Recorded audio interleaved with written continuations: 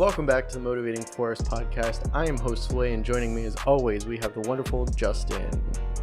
Now, if you haven't seen the video, I think 2 episodes ago, it was our last Wednesday episode where we talked about the Bushido Code and how the samurais used it in their code of conduct in their daily lives. Go ahead and check that one out because there's going to be a little bit of callbacks from that in this episode.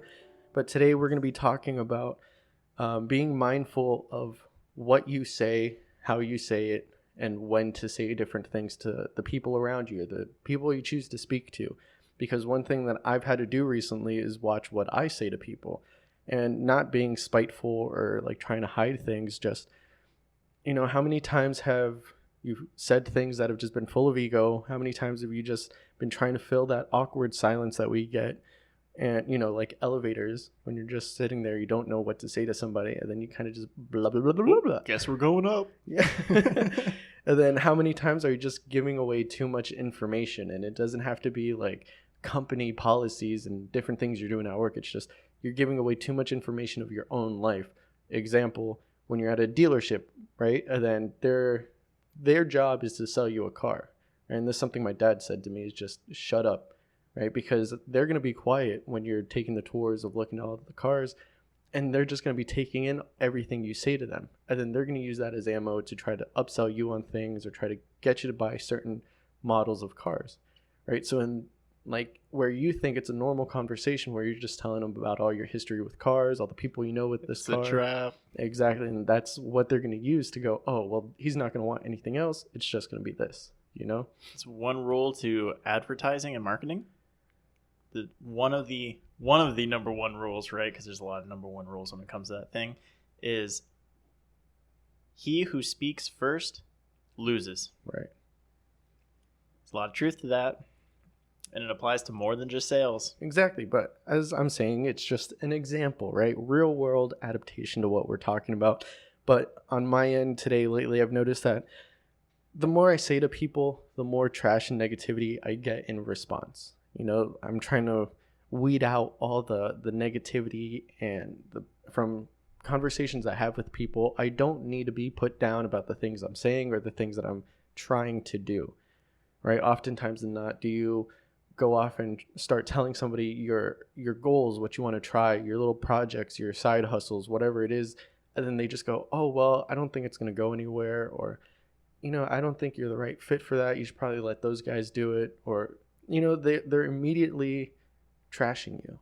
And this is where, call back to the episode I mentioned, where loyalty comes into play, because it's very easy to spot the people that are putting on the appearance of being loyal to you when they're so quick to shut you down. They're so quick to put all those goals and expectations that you have for yourself down, when all you're trying to do is get them in that mindset with you of you're excited, you're hopeful, and then you're just trying to get more people to be hopeful with you, and then they're quick to knock you down because in reality they're just not that loyal.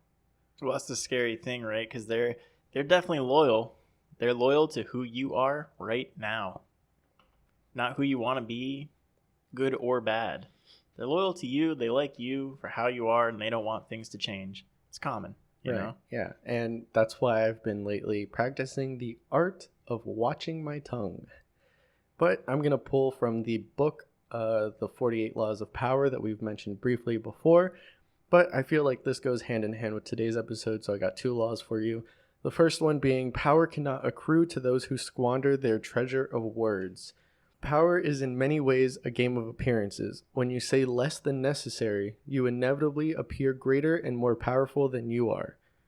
Learn the lesson. Once the words are out, you cannot take them back. Keep them under your control. So obviously, like we just mentioned before in marketing and sales and stuff, those who speak first lose, right? When you're able to keep your words under, control, when you're able to keep all that excess information that you're just freely giving out to people, you don't give the other person the ammunition to shoot back at you, right? You're giving them weapons to knock you down. You're giving them weapons to upsell you on things. Yeah, I mean, the way I really think about that law that you're going through right now it's really good in confrontations. And it's really good in the heat of the moment. Because, think about how many times you got into an argument and said something that was, let's just say you probably spent the next 6 months making up for what you said. Yeah, you crossed a line, you went too far. Right. And all that's because you need to have your words under your control. Don't let your mind slip. Don't let your mind speak until you've decided on what you should be saying. Well, hold on. Don't let your tongue slip. Yeah. Because your mind can keep thinking all those things. Just don't let it out. Yeah. Very true. Very true. But so many times, like you just said, I've regretted something that I've said or truth that I've let out because I was just trying to fill in that like awkward silence when you're just trying to be friendly, and then you kind of go on too much, or you're in an interview with somebody and then you're just talking to this guy about how you're going to get this job and all that, but he is applying for the same position and you're just shooting yourself in the foot because now he's like, oh, this is my competition. I'm going to take him out. So it's kind of like that. And what I've come to realize lately is the more you say, the more ammunition you give your enemies to shoot back at you with. So moral of the story is keep them blindsided, keep them unsuspecting and unaware. Then when they become the desperate one, they will be the ones to start talking and making themselves look like a fool. Now, that's something that we are very familiar with when watching videos of Jordan B. Peterson, which very hated in society, but I mean in self-improvement and self-help groups, people that can kind of weed out like the herd mentality and kind of think for ourselves and see other people that are thinking for themselves as well. We kind of like look up to him. We look up to people that aren't afraid to say what needs to be said, right? And in this example, that's, like I said, he's a master in this because there's plenty of videos where he's trying to teach a class. He's just having a lecture with a class in college and a bunch of rioters come in. Rioters, right? Mm-hmm. So they come in, they kind of put on a full riot in the middle of his class, and the people that are trying to listen to him are like yelling back at the rioters to shut up or to get out. And he just tells them all like, just be quiet. Don't engage with them. Don't interact. And then he just sits back in his chair like this, just watches them. They're all yelling and screaming because sooner or later they start saying so much useless information and so much like nonsense that they start contradicting themselves in the group. The rioters that came in to like interfere with his lecture are contradicting with each other, and then they're making themselves look bad. They're making themselves the biggest fool in that classroom. Yeah, I think a good point to that too, because I do remember seeing a couple of those videos, and what you have to realize is the people in his classroom that are there to learn something from him, right? They obviously like him, otherwise they wouldn't be taking his class. So the point isn't that he's waiting for them to be contradictory so that way he can prove to his class that the rioters are wrong. What he's waiting for is enough of that ammunition to be able to silence the rioters, which is exactly what he does. So he works it kind of the exact opposite way of the way we're used to doing it, where he's the one that sits back and then he lets the ammo build up on the people trying to get ammo against him. Right. And then he just mag dumps the whole thing, man. He lets it all out and just proves them wrong. And it's not for the class, it's for the rioters. Yeah. Because you can sit there and you can discern through all the information that's being thrown at you when you're in an argument. And if you just hold back that little bit until you get that clear picture that you can just prove them wrong, and you wait for that golden opportunity, pull the trigger on it, prove them wrong, what do they have left to say? Usually either stupidity or nothing, and they leave, right. Which is a win for you. Right. And I believe you mentioned it before we actually started recording that there's other interviews or other videos, I should say, of interviews of him, or what seems like an interview at first, but really ends up being like the host or whatever attacking him. And he does that same thing. He just sits back and he just takes it all. And then once they stop talking, he lets it all out. Yeah, it's great. I mean, I love how people think they can argue with somebody who's been studying psychology for 30 years. It's hilarious to me, but yeah, whether right or wrong, no difference. But literally somebody who's been studying how humans mentally work for 30 years plus, you're not going to win an argument. And then again, this is all opinionated as well. Like, we see him as somebody that we can learn from. But if you're not familiar with Jordan B. Peterson, or if you don't know anything about him, I implore you to go look into him, research some of his books, read the books, watch some videos, and then make your own assessment of what you should think about him. We're not telling you who to listen to or whatever. We're just giving you examples.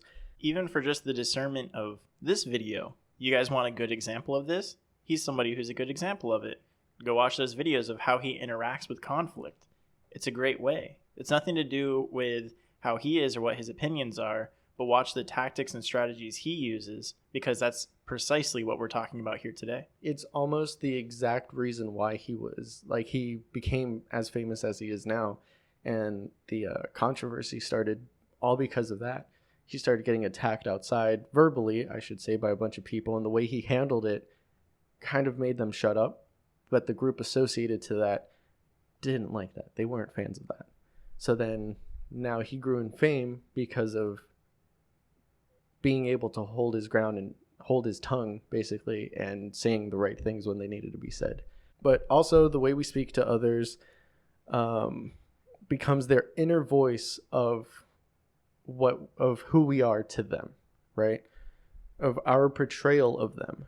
And there's a scholar and a literal giant, Professor Nii Asundare. I don't want to mess up his name, but I probably did.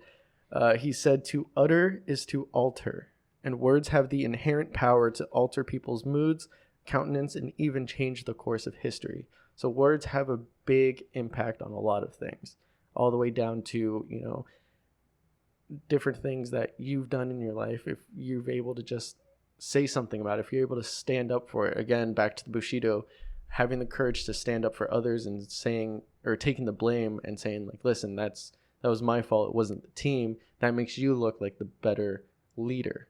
So that can affect that, just for saying the right things.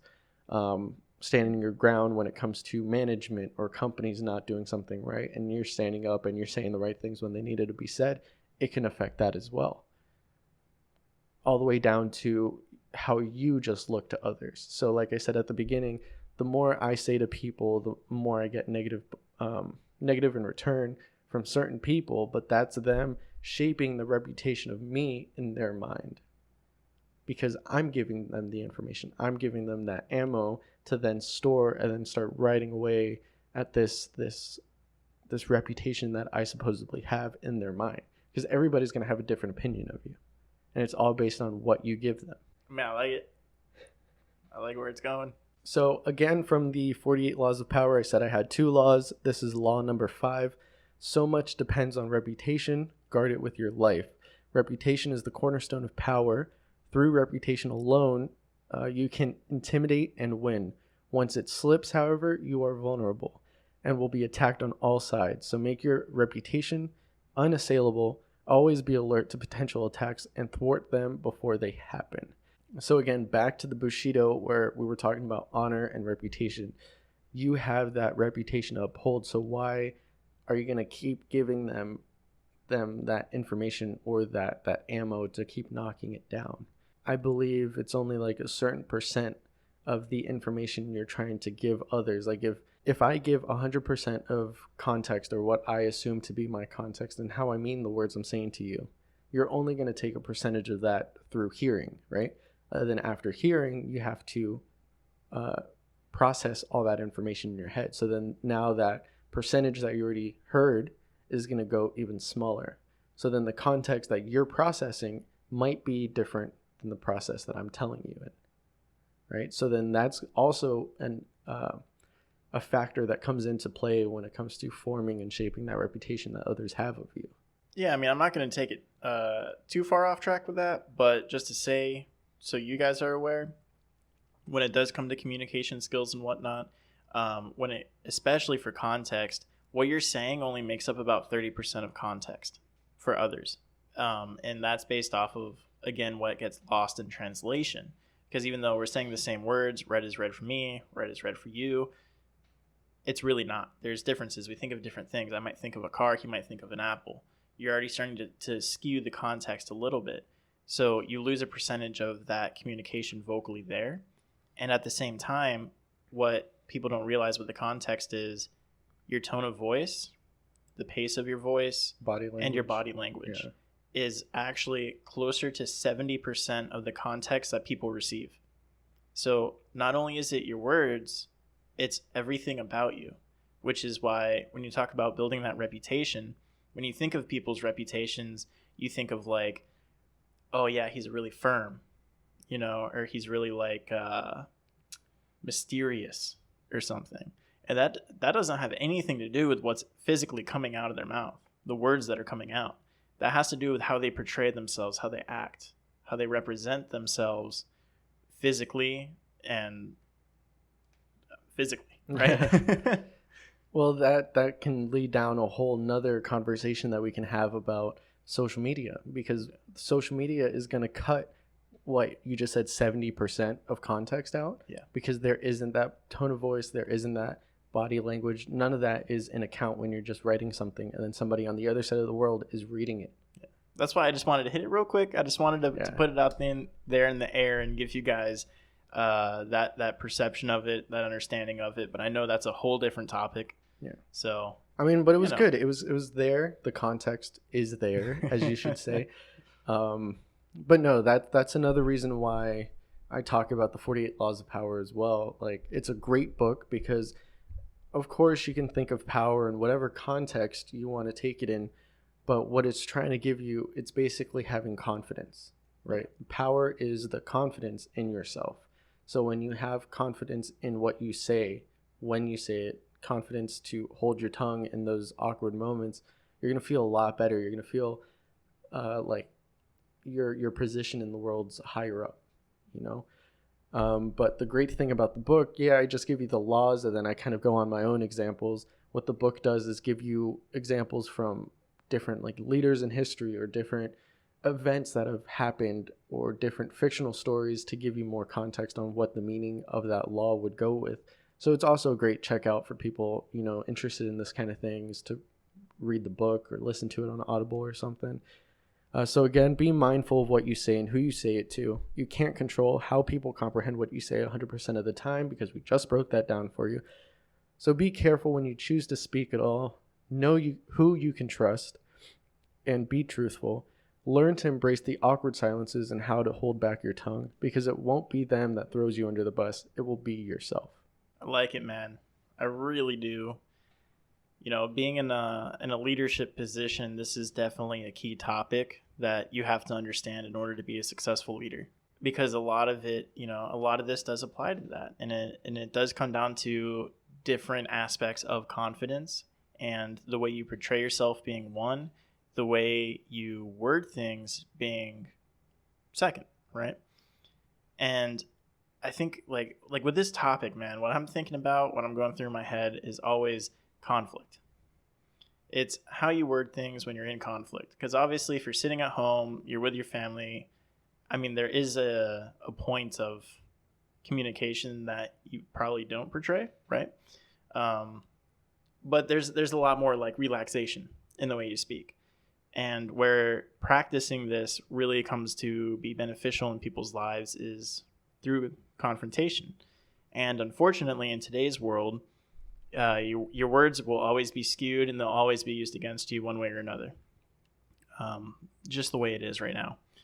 So personally, different tactics and strategies we use, like you said, or like I said, sorry, with the sales strategy there, right? He who speaks first loses. So it's something where you need to hold your tongue during negotiations on things like that. But also in terms of conflict, that's where confidence gets really big. So something we use at work all the time, for myself, being a manager in a garage, of course, I have to deal with the disgruntled customers, right? People who think that, we did the wrong job on their car, whether we did or didn't, besides the point right now, right? But they come in, they're heated, they're pissed, their car's still not working the way that they want it to. And if they come in and they're being berate or being arrogant or ignorant even, they keep going on and on and on, right? You sit there and listen. Okay, they give you a little window there. Okay, well, I'm sorry that happened. Here's what we can do about it. Here's what's going on. Here's why I think that happened. We can fix that. And before you get through all that, they're already talking over you again. As the very first second somebody starts talking over me in an argument, I immediately go quiet. And I don't do it in a sheepish way, right? You'll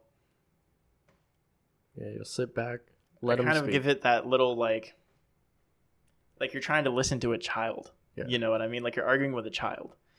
And I'll give off that appearance with the body language because they're going to recognize that. And, it's 50-50 if they keep talking or if they stop. Either way, personally, it's probably better if they keep talking because you let them wear themselves out. And then when they're done, I acknowledge what they did. That's that confidence part, right? You don't just let it go and then try to, okay, you're done talking. Okay, so here's what we can do about that. It's like, are you done? Was that everything? Do you have anything left? Because I'm trying to explain to you what we're going to do to solve that problem. But if you're not going to let me speak, then I can't convey that to you. Yeah, the point's not going to cut across if you don't want to hear it. Right.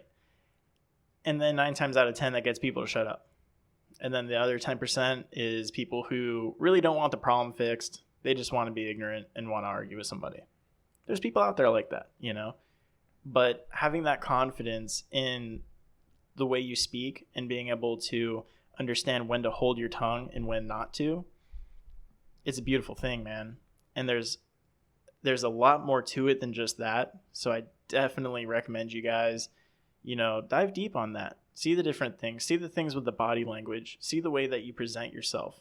Because all that adds to your vocabulary. Yeah. It adds towards the context of how people see you. And when you're starting to do everything right, you're going to build up that reputation, like you said. You're going to start picking your words more wisely. And there's value to that. Right. And if you're somebody who, you're always heated in a conversation, it might be tough for you to start implementing this kind of, holding your tongue when conflict does arrive, because it's not going to be the first thing you think about.